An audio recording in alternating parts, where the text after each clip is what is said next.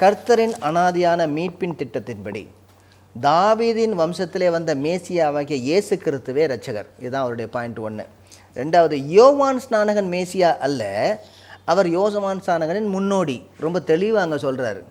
அதுக்கு இயேசு கிறிஸ்துவனுடைய பாடு, அநீதியான சிலுவை மரணம், அடக்கம், மரித்தோரிலிருந்து உயிர்த்தெழுதல், அப்போஸ்தலருக்கு தரிசனம், அவர்களுடைய சாட்சியிடுதல், இவை யாவும் தீர்க்கதரிசனத்துடைய நிறைவேறுதல்.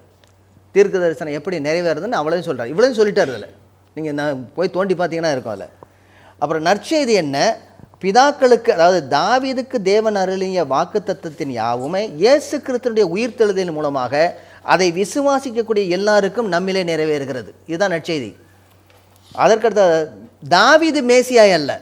முதல்ல யோவான் ஸ்நானகன் மேசியா அல்லன்னு சொன்னார். இப்போ என்ன சொல்கிறாரு? தாவீது மேசியா அல்ல, ஏனென்றால் அவர் மரித்து போனார். உயிரோடு எழுப்பப்பட்ட இயேசு கிறிஸ்துவே மேசியா. அதற்கடுத்தது சொல்கிறாரு, இயேசு கிறிஸ்துவின் மூலமாகவே நமக்கு பாவ மன்னிப்பு அருளப்படுகிறது. மோசையினுடைய நியாயப்பிரமாணத்தினாலே மீட்பு அல்ல. ஆக மோசே நம்மை மீட்டவர் அல்ல, இயேசு கிறிஸ்துவின் மூலமாக அவரை விசுவாசிக்கும் ஒவ்வொருவரும் நீதிமானாக்கப்படுகிறான்.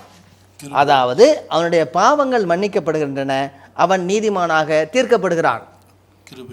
இது அதற்கடுத்தாக சொல்ல, இந்த கிருபையான இரட்சிப்பை பெற்றுக்கொள்ள அசதியாயிராதே, ஏனெனில் தீர்க்க தரிசன எச்சரிப்பின்படி நியாய தீர்ப்பு உண்டு. இவ்வளோ காரியத்தை சொல்கிறார். இதுக்கு மேலே என்னங்க சுவிசேஷம் இருக்குது?